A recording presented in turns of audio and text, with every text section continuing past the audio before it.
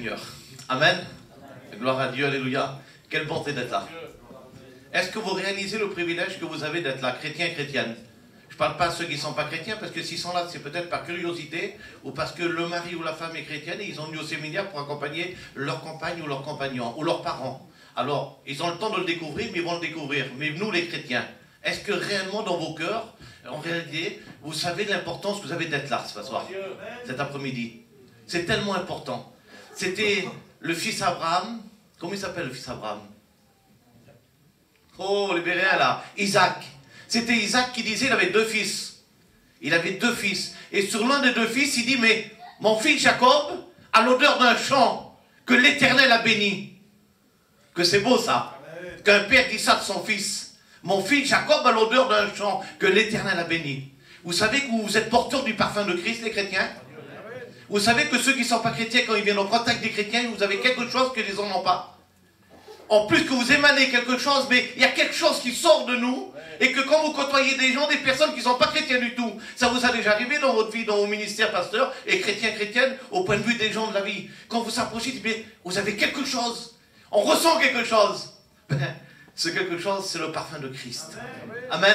Gloire à Dieu. Alors merci Seigneur d'être là. Je veux dire, il faut en profiter des séminaires, c'est tellement important. Alléluia. Alors vite fait, je vous dis une petite expérience, vite fait de ce que j'ai vécu avec le Seigneur.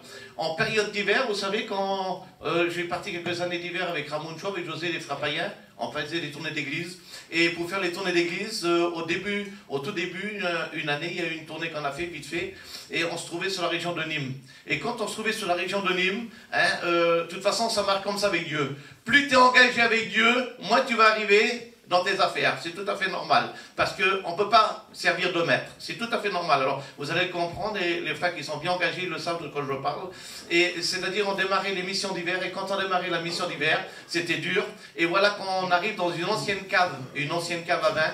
Et la cave à vin, elle était immergée par l'eau, elle était détruite en haut. Mais voilà, le propriétaire, il dit, allez-y, vous pouvez ramasser un petit peu tout ce qu'il trouve. Alors, on trimousse un petit peu. Et c'est pour vous dire, on est dans une cave, en dessous la cave.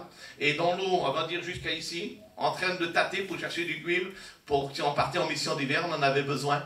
Et voilà que le téléphone il sonne, et quand le téléphone il sonne, il y a une femme qui m'appelle, une femme d'un certain âge, et elle me dit, frère, elle dit, Johnny, il dit, tu peux venir? Il dit, priez pour moi à l'hôpital. Et je vous dis en vérité, c'est pas avec des mots que je vous dis, mais ça a été toute ma vie consacrée à Dieu, et quand quelqu'un m'appelle, j'y vais. C'est normal, on est chrétien, serviteur de Dieu. Et là, écoutez-moi bien, elle m'appelle le lundi, et je me souviens, on fait les réunions tous les soirs, et je me souviens le samedi matin, quand on avait fini tout le travail, tout, je me souviens samedi matin, il y a quelque chose qui revient à mon esprit, et qui, j'ai pas été prié pour la femme à l'hôpital qui m'a demandé comment je fais. Mais moi, j'ai jamais été dans ce domaine-là, en vérité, j'ai toujours fait attention, très attention même. Et là, samedi matin, je dis, c'est pas possible, comment ça se fait ça?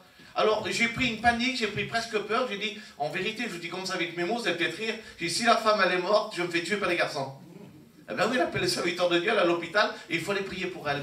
Et de suite, samedi matin, quand je repense, je vais de suite à l'hôpital. Mais écoutez bien, les plans de Dieu, c'est le plan de Dieu que tu es là cet après-midi.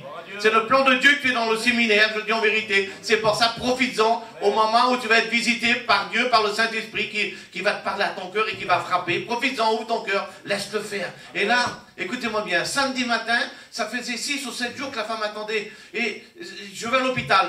Quand je vais à l'hôpital, écoutez-moi bien la grandeur de Dieu. Je pourrais décrire la chambre, je rouvre la porte, il y a le lit de la femme qui est là, elle est là. Mais là-bas, il y a un autre lit. Mais l'autre lit, je ne sais pas qui c'est, moi. Là-bas, c'est une femme qui est venue à 3 h du matin, elle a rentré à l'hôpital vendredi soir à 3 h du matin, et elle venait du Brésil. Et elle est là, dans le lit à côté. Je viens prier pour la femme qui est là, et pendant que je prie pour la femme qui est là, je vois là-bas, j'entends des pleurs.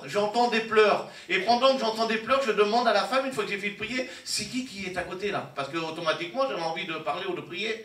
Elle me dit, elle est rentrée à 3 h du matin, elle vient du Brésil, c'est une chrétienne rétrograde, et elle m'explique comme ça. Alors je m'approche au bord du lit et je parle, je prie le Seigneur, je prie pour elle. Et même en même temps, la femme qui était là, bon, elle parlait un petit peu aussi français, mais l'autre espagnol. Alors ça fait qu'elle a transmis des paroles.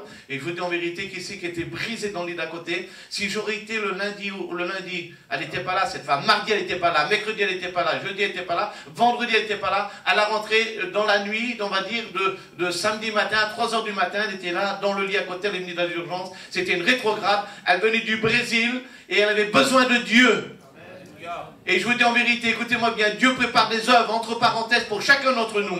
Si on n'est pas capable de les accomplir, je vous dis en vérité, Dieu suscitera d'autres hommes. J'ai téléphoné à 12h30 à cette femme à l'hôpital, celle qu'elle m'attendait là. J'ai téléphoné à 12h30. Vous savez ce qu'elle m'a dit? Elle m'a dit, frère, après toi, il est venu un autre serviteur. Après notre serviteur, il est venu encore un autre serviteur. Quelle beauté! Vous croyez que Dieu vous entend pas? Vous croyez que Dieu vous connaît pas? Préparez-vous, vous êtes au bon endroit, au bon moment, et que Dieu vous bénisse. Amen.